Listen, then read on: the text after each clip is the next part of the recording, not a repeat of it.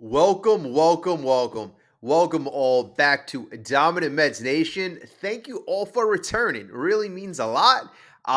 You know what? I hope that we are all having a joyous offseason. Unfortunately, the Dodgers are in the World Series and not the New York Mets. That's how most of us envisioned it in the beginning of 2025. Well, at least I did. But okay, you know what? The Mets came up well short of their goals, right? So you know what?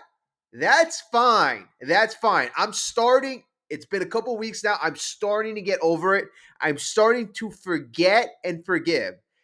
At least I'm trying. So, that being said, what is going to be important for 2025? 2026, that is, and that is going to be getting as much pitching as humanly possible. Scratch that. Getting as much talented pitching as humanly possible. I don't want dirt heap pitchers over and over and over. And yes, if Stearns wants to have a scrap heap project here and there, okay, it's in his DNA. It's gonna bound to happen. But you know what? We need to acquire talent.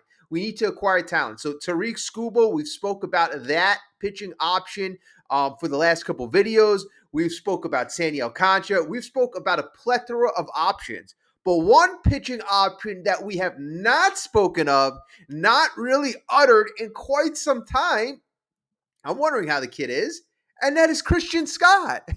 That is Christian Scott. And folks, this was a top pitching prospect in 2024. Our top pitching prospect, his name was Christian Scott. Not sure if he has a middle name, but irrelevant. All right, folks. So we're gonna get this video started off right. So if you can, as always, your support, I gotta say, it has been great.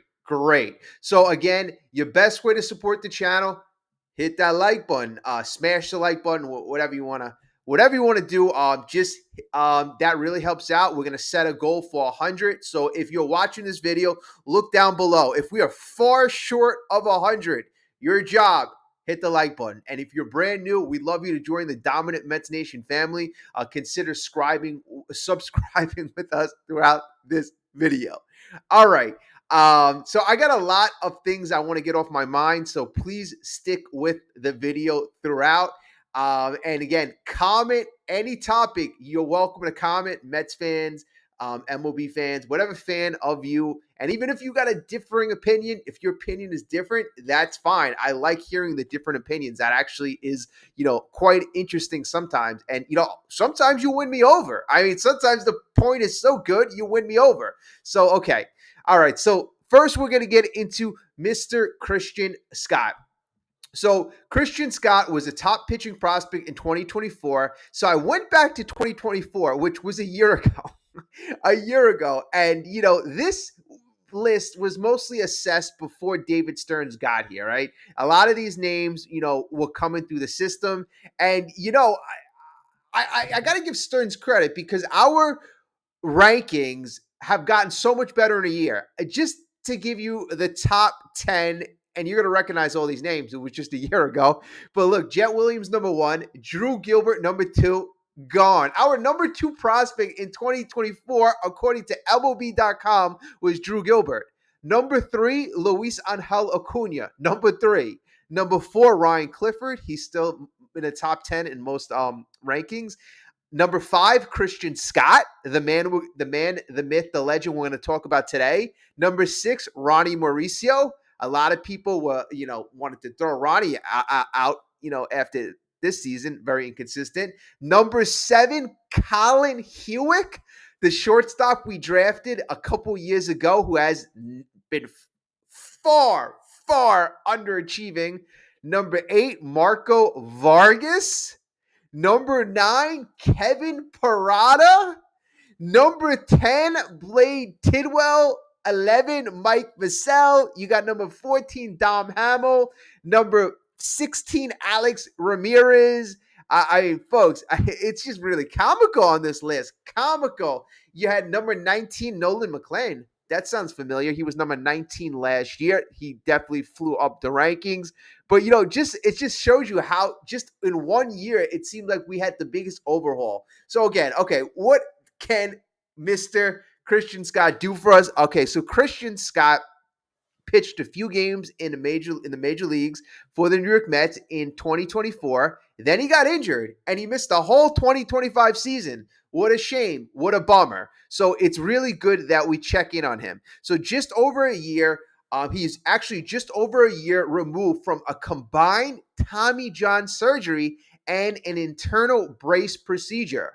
Christian Scott is nearing the end of his rehab process for 2025. Scott right now is 26 years old and is scheduled to throw his final live bullpen session on next Tuesday. So this coming Tuesday. So it would be his fourth time facing batters and his second go around on a 5-day schedule. Typically, pitchers advance to a rehab assignment with a minor league affiliate at this point in their recovery from elbow surgery. With the season obviously being over, Scott said the plan is to move on to deload period before ramping things up. Okay, so Scott right now, to just break that down, is at the end of his rehab. So right now he would obviously go to a rehab assignment and he would play with like a AAA affiliate or whatever the Mets want to send him to. He would have some minor league games, actually live starts, but the season is obviously over. So they're going to do some more arm workouts and do some simulations. And then they're going to go to a deload phase, which means he's going to get some rest, which means he's going to have some semblance of an offseason. Then the plan is for him to ramp things back up in January. So, according to Keith Law, Scott hopes to be a full participant in spring training. Now, that is very important because everybody was wondering throughout this whole year if there were going to be any setbacks, if the timetable was going to be shifted. But no, the timetable is not shifted. That means Christian Scott, and it's very good that this is all determined before, free agency, before trades, that Christian Scott could be considered a viable candidate for spring training, meaning that he'll be a viable candidate to be a starting pitcher in the rotation in the beginning of 2026. So again, no delays. That would be phenomenal. That is what he's on track as we speak right now. So now this is from Scott. He says it's going really, really smoothly. He said that over the phone from Port St. Lucie. So he goes, I haven't really had any setbacks. So this is him saying, or had anything that's really come out up at all. I've looked back at the 9 games I've pitched in the big leagues, and I know what I've needed to work on and improving my game. There's definitely a happy medium of working on stuff and working on your delivery, but also making sure you're getting and staying healthy. We are all super confident about where I am right now. So, I think that's also, very good. It's very good to hear that he's had no setbacks. That's good. But it also seems that he's in a very good place. And a lot of times, a young pitcher, he wasted 2 years of his career, age 24, age 25. That could do a big mental damage to a young kid who wants to establish himself. I felt really bad for him when it happened. I'm like, he's going to be missing some big years, especially since he's a kid coming up at age 24. He came up at age 24. It's not like he came up at age 19, 20, 21. He's already coming up as a bit of an older guy, So he missed those all 2 very important seasons. And right now, he also took that time to reflect and to work on mechanical flaws and to just improve on his experience. So, he had 9 games. He saw what he needed to work on as a major leaguer. And I think it also helped watching Nolan McLean, his success, even Brandon Sproat, and even seeing how Jonah Tong, when Jonah Tong and Brandon Sproat, 1 or 2 of those games, obviously, weren't great with Jonah Tong, but you can also learn from that as a young pitcher. Okay. So right now, the Mets, without any trades, currently to start the beginning of 2026, you have Nolan McLean, you have Jonah Tong, you have Brandon Sproat, and you have Christian Scott. Four pitchers, all four young pitchers that came from the Mets farm system. All four pitchers have major league experience. All four pitchers can be viable starters for the beginning of 2026. Now, we see Jonah Tong. It looks like he needs a little more work. But, still Nolan McLean, Brandon Sproat, and Christian Scott, that is a majority of the Mets rotation could be homegrown and homegrown talent. That's what, most Mets fans are excited about. I mean, this is what David Stearns has been gearing towards. And, if you look at, the Mets farm, again, giving David Stearns a lot of credit, really reshaping the farm in such a big way and reshaping and retooling the farm with a bunch of pitching prospects. Like a lot of our top pitching prospects in the top 30, and out of our top 30 prospects, 14 of those prospects are pitchers, and those top 14 prospects had really great seasons last year. Most of them had really great seasons. So, a guy like Christian Scott is just another guy to add to the mix. And, again, even if, let's just say, you want to put Christian Scott in the bullpen, or, the more guys you have, the more talent you assess. Obviously, you don't have to worry about giving a guy a big contract in the future. If you ever want to trade for a position of weakness, now you have extra chips. But obviously, we know starting rotation, that is first and foremost. So Christian Scott, again, it looks like he's a guy that, is on pace, on schedule. Okay. So notably, a lot of people are kind of wondering and trying to remember, like, what was Christian Scott good at? We know he was a highly touted prospect, but, let me just give you some of his, some things you can kind of reflect on. So, he soared. He soared through the Mets farm system in 2023. That was a big year for Scott in the minors. He debuted in 2024. He made 9 starts. He had a 4.56 ERA. And if you remember, some of those 9 starts were a bit bumpy, hence the 4.56 ERA. He did show flashes of brilliance as well.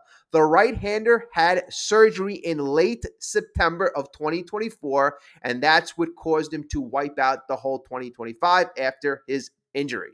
Scott says he found ways to improve.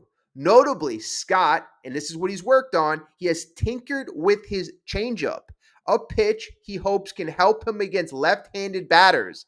Scott held right-handed batters to a 532 OPS, but lefties produced a 942 OPS against him. Again, trying to fix, alter, correct, the things that hindered him in that short stint in 2024. And that's what I like, taking this time to grow and get better. This is what I like to hear, folks. This is what I like to hear. Also, what I like to see is hit the like button. All right, so previously, Scott utilized more of a split finger grip with his changeup. Now he is using more of a traditional grip, he said. The in-zone percentage just wasn't good enough with the split finger before I got hurt, Scott said. Just being able to have a pitch that's in the zone a little bit more and also moves a little bit better, in theory, is going to help me get more outs against left-handed hitters. And again, the focus, again, is on proving against lefties. He also notes it's very important for him to pound the middle of the zone with the heater, not getting behind in counts. And I know what makes me good is staying ahead of hitters and being ahead, just trying to do that consistency. And honestly, that is the whole Stearns philosophy. That is the whole Stearns philosophy. Attack, attack, attack, attack. In 2024 and 2025, the Mets issued, in 2024 especially, one of the weaknesses was issuing base on balls. In 2025, it killed us towards the second half of the year, and just very bad pitching performances. But again, that was the Stearns things. Nolan McLean did that to a T. Pound the strike zone, get ahead of the hitters, and you can dictate what you're going to throw. That is perfect. So control was something he worked on. Getting better against lefties is something that he worked on. Okay, so getting more into what his repertoire. So during his bullpen sessions, Scott's fastball velocity has checked in around 94 miles per hour. That was his average speed in 2024. So he's at his average speed, not behind. He's right there. At times, he said he has recently flashed 96 miles per hour. So we won't really know how consistent the velocity will be until we kind of get into games and into the season, Scott said. But it's feeling great right now. So right now, you have your pencil ready. Let's see what the Mets rotation stands right now. So there's McLean, there's Kodai Senga, there's Clay Holmes, there's David Peterson, there's Sean Manaea, there's Sproat, there's Tong, and there's Christian Scott. So that's a lot of guys. Plus, the expectation is for the Mets to get busy, extremely busy and active in the pitcher market this offseason. Because again, I'm going through this list, a lot of uncertainty. And again, I'm mentioning a guy in Christian Scott, and I'm mentioning, what potential, but he's also an extremely guy that you would define as uncertain. Whatever positive he can give you, great. But right now he's an uncertainty for 2026.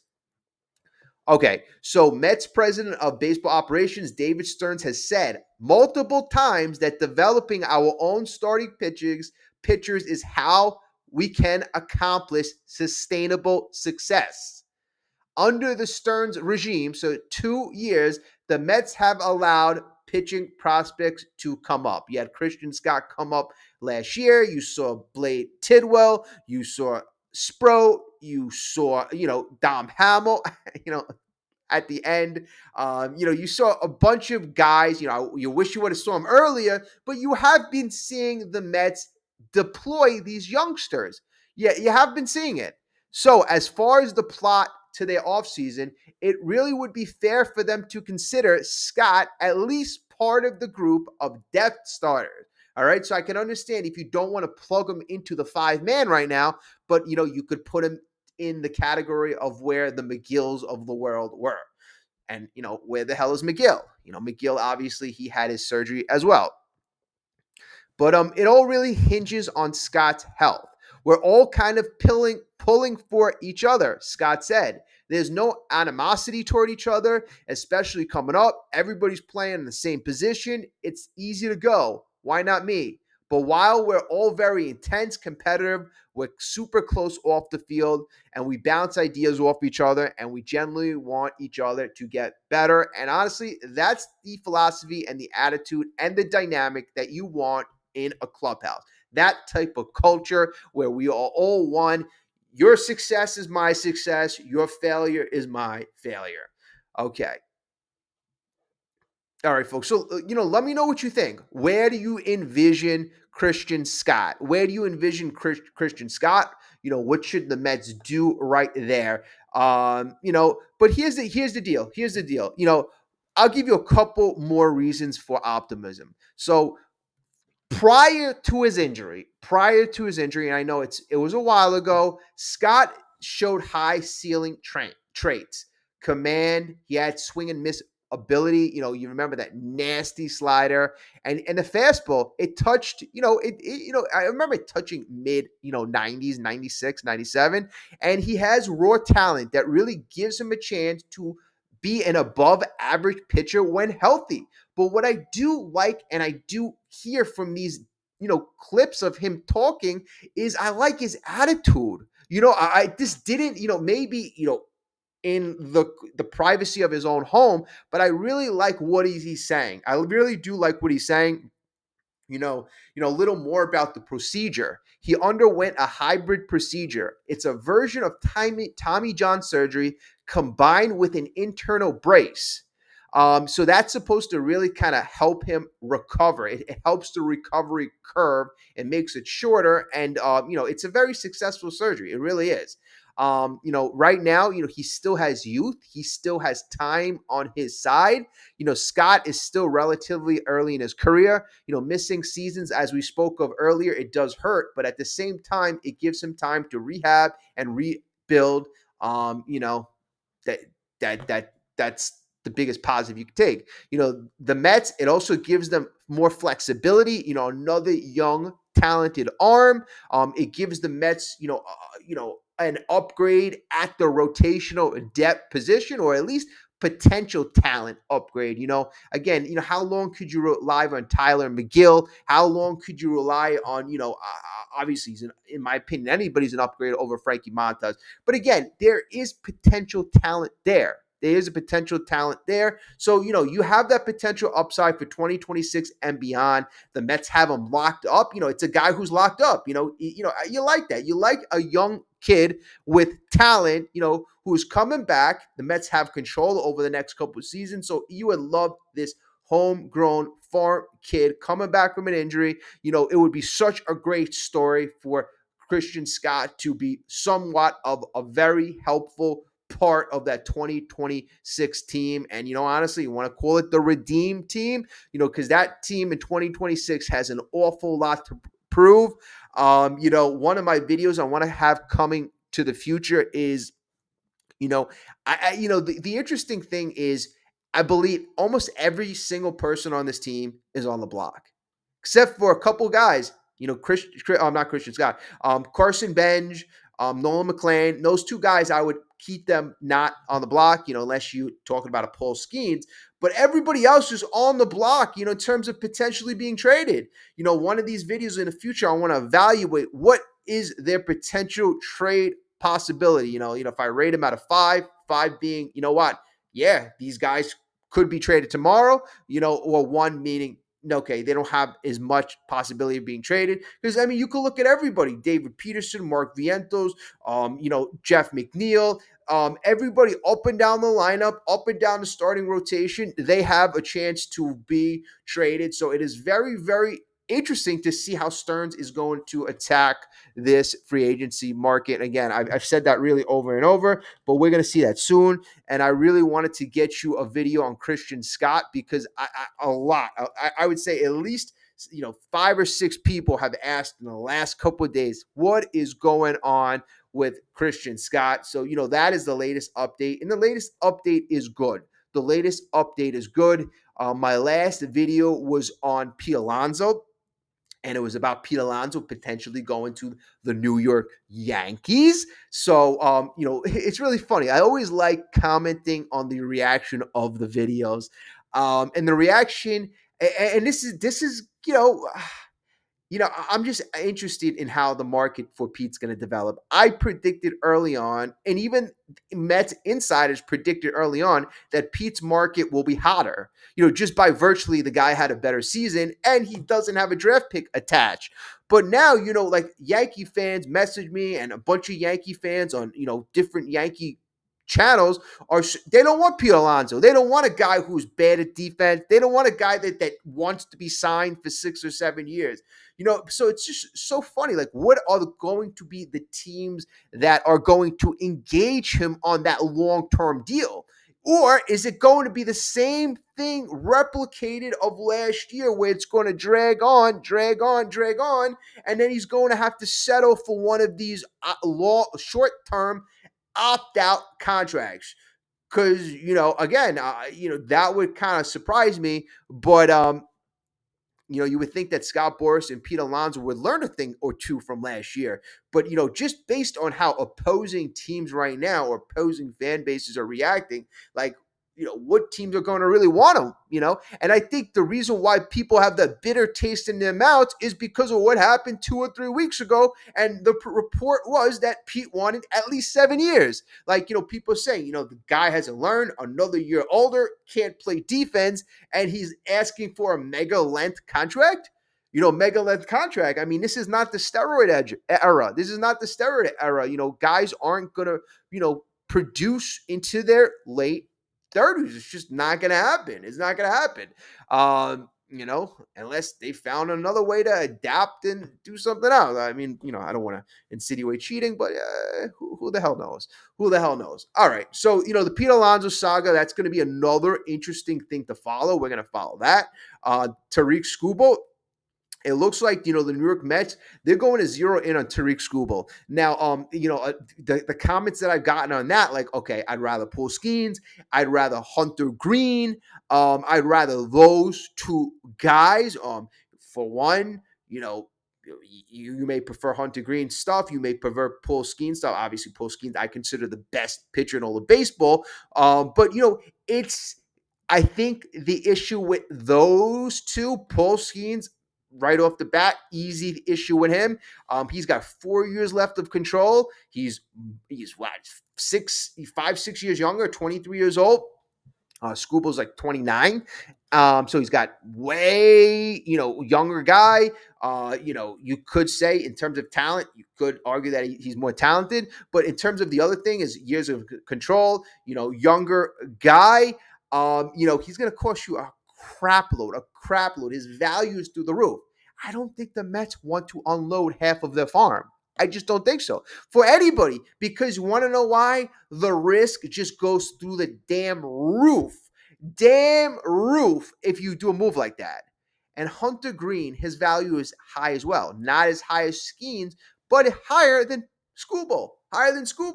So my, estimation is I feel that the Mets see it as a positive that Skubal has 1 year left, because that means his value is somewhat, diminished in some sort of way. If he had 2 or 3 years left, okay, more teams interested. All right, the price goes up. All right, he's got more value. He's got more time, more postseasons to help an opposing team that acquires him. But now, he's got less time to help a team that trades for him. Then you got that risk of, hey, Skubal may not want to sign with you. And then, you got the possibility of how many teams are even able to afford that contract. Or another one is how many teams, even if you can afford it, are willing to give him a $400 million contract. So these are all things that Detroit has to worry about and figure out. But as I'm saying this, these are all positives for the New York Mets. And these are all things that essentially lowers the value of a Tariq Skubal to the point where, it's going to cost you, we know it's going to cost you one of those top pitchers. Sprout, Tong, it's going to cost you one of those guys. May cost you Jet Williams. But I think the Mets are trying to figure out a way where they're willing to give up a Brandon Sprout, right? They'll be willing to give up a Sprout. They'll be willing to give up a Tong. I think they're trying to figure out a way where they can infuse maybe some of the, positional players or, players who are on the current major league roster, infuse those players into the trade so that they don't have to give up a Jet Williams, so that they don't have to give up that second top 5 prospect, because the Mets, as we know, under the David Stearns regime, are trying not to include a lot of these top prospects. They did that at the trade deadline. They did that. That's one thing they did not do. They did not give up top prospects. They didn't do that at the 2025 trade deadline, nor did they do that at the 2024 trade deadline. The New York Mets don't like to give up top prospects. So, Tariq Skubal, if you could trade for him as opposed to a Green and as opposed to a Tariq Skubal, and it cost you like 2 or 3 less top prospects, that's something they're willing to do, because although they're going to have to pay $400 million, I think they value top prospects, I'm talking about good top prospects, more than the money element. And just think about that. They value that. And how do we know? Well, in 2023, the Mets essentially bought those prospects in the Houston Astros deal and the Texas Rangers deal. Now, it didn't seem like it panned out. Drew Gilbert, Luis Angel Acuna, those two prospects particularly didn't achieve the success at this point right now that the Mets anticipated. Hopefully Ryan Clifford does, but it just kind of tells you that the Mets will pay They'll inject money into trades to get better positioning, better prospects. The Mets will, make this trade with a guy with only 1 year left in his contract and anticipate paying him long term. And okay, all right, he's worth the top prospect. He's worth a Brandon Sprout and a couple other, maybe a major leaguer. That's why you heard Francisco Alvarez. Although Mets, whole Mets nation. I mean, the one, the one funny thing Mets nation did is they freaking pummeled Francisco Alvarez. They pummeled Francisco Alvarez into a damn oblivion. And honestly, and I know the Detroit Tigers, they're not watching Mets YouTube, although maybe they are. Maybe they are.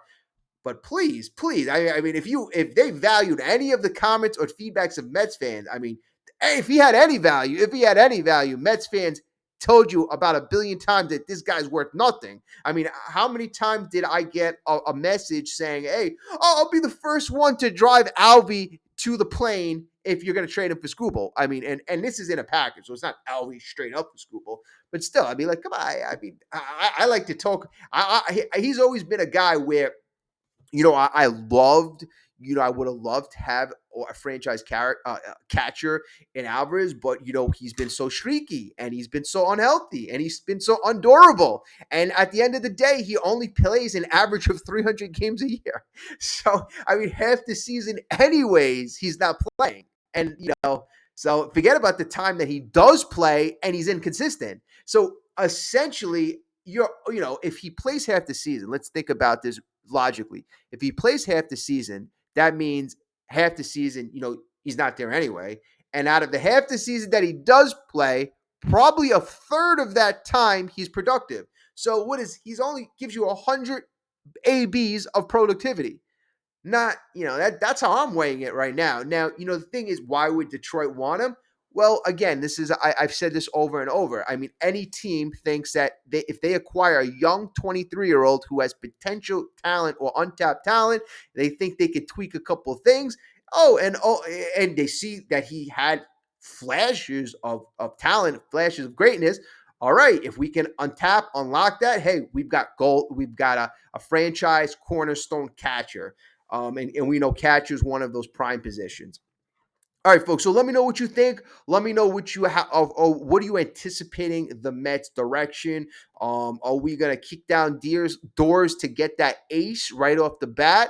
What do you think about Christian Scott? Does he have any viability in terms of a positive effect on this season? Do you think he could be a starter? Would you put him in the bullpen? I've heard some people say include him in a trade, but honestly, again, I'm tired of trading guys who are at their all-time low in terms of value. I mean, if you even had that thought process of trading him, let's get him back here, let's build up his value, and then you trade a guy like that. You don't trade him when he's coming off of surgery and he only has 9 starts in his MLB career. Funny. So his value is at an all-time low. Let's just put it like that. All right, folks. So again, hit the like button, subscribe if you've watched the show until this point. Today, drop a 3. Drop a 3. Drop a 3. I said 1 yesterday. Thank you to all of you who watched the end of the show. I do appreciate that. You all the best. Thank you again. Have a great night.